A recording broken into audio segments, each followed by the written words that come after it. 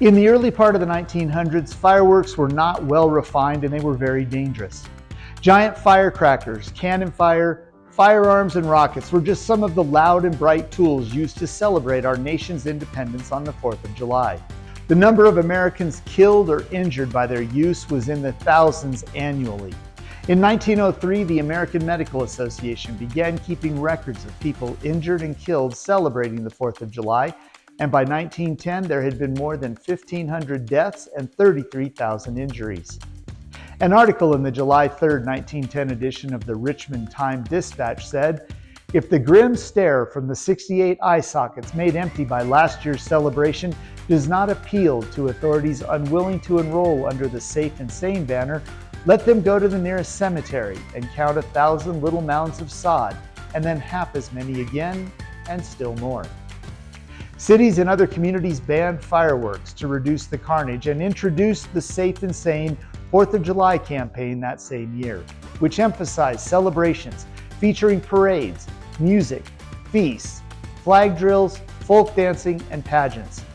Special attention was paid to making sure that fireworks were kept out of the hands of children. In 1912, the Boy Scouts of America joined the Safe and Sane campaign as the first national civic good turn project. At the National Jamboree held at the summit back in July, a team of NSM volunteers told the story of the BSA's Good Turn for America efforts in a pop-up exhibit called the Jamboseum. I had the opportunity to interview Doug Schwab while his team was preparing for this important exhibit. We'll hear more about the BSA's Community Service Project history in this edition of Artifact of the Week.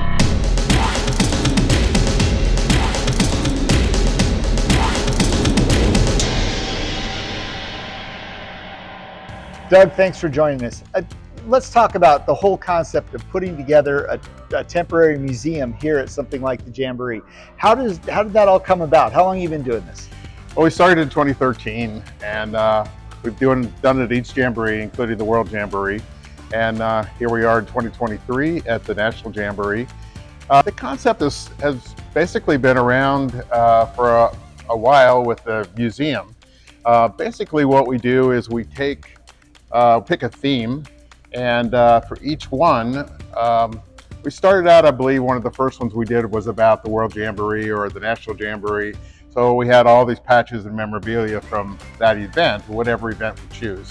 We basically build these frames that include information about certain events. So it's kind of like the ones we have behind us. This one is about Scouting's impact to emergencies, and the theme is BSA, how BSA has helped with emergencies across, over time. This one is about the Hornaday Award. So we usually pick out certain themes, and we elaborate on that theme and highlight the theme with memorabilia from that time.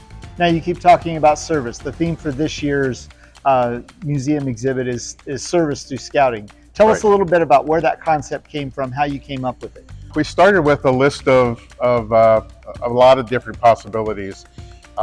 We think the Jamboree theme this year is service, about service, and so we thought it'd be a good idea to do that. National service projects have been around for a long time, since Scouting was started. Certainly BP had service in mind, service to our country, or service to our communities, things like that. So again, this service has to do with service to different organizations and different events throughout history. You've got this idea. Talk me through this process. How do you go from that concept to what's actually on the floor that you're going to be sharing with people? Sam Fairchild, one of our committee members for the museum, came up with a concept paper. And the concept paper basically highlighted these themes that you see here: Scouting's impact on emergencies and the Hornaday Award.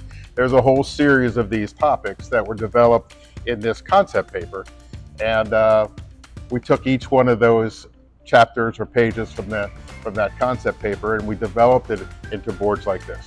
Who does all this work? Obviously this didn't just come out of a box this way. Somebody put the time into it. How did that come about?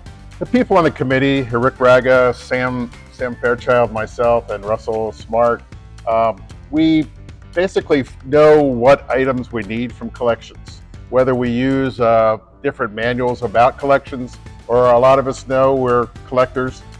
We bring our own things in on some of these boards, but we basically develop it around the patches, the armbands, paraphernalia like these kind of brochures. So we develop the boards from those kinds of things that are actual items from that project. And obviously the story is what's important. So what's the story you're trying to tell people at the Jamboree this year? I think it's about service, the ways through Scouting's history, the service that Scouting has done to our country, to our communities, to different organizations through like the Red Cross.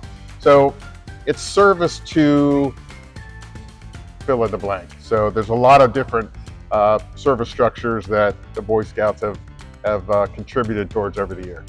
Okay, this is a very personal question in this case, but what do you think is the coolest part of this year's display for you personally? There's so much incredible stuff. One of the neat things for me is the exhibit on the World's Fair, 64, and all the different World's Fairs over the years. I attended several of those and have part of my collection of the World's Fair scouting items. So that's something that I really like, and you know, it's a special thing for me.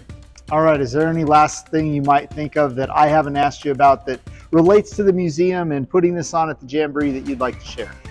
Well, one of the things that we did in 2019 at the World Jamboree was we created a document, a book about the exhibit.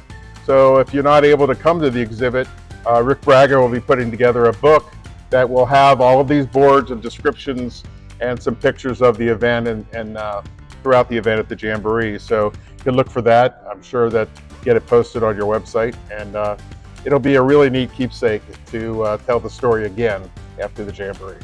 Well, Doug, thank you so much for joining us and telling us about this year's exhibits at the National Jamboree.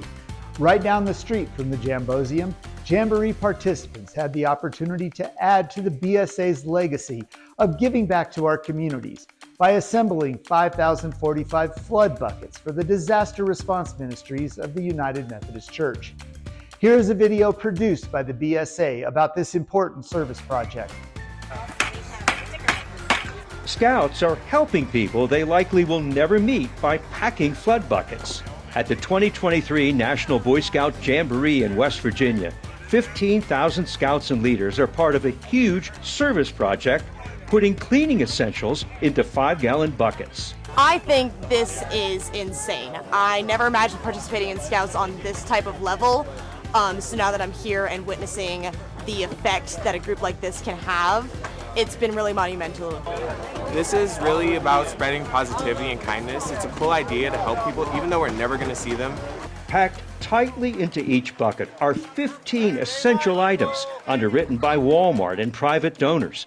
The goal is to assemble 5,000 kits while Scouts are at the 10-day National Jamboree. Well, we're going to touch 5,000 families' lives by what we're doing here with this flood bucket project. The Disaster Relief Ministries of the United Methodist Church says this is the largest number of flood buckets ever assembled, and it's all due to the Scouts.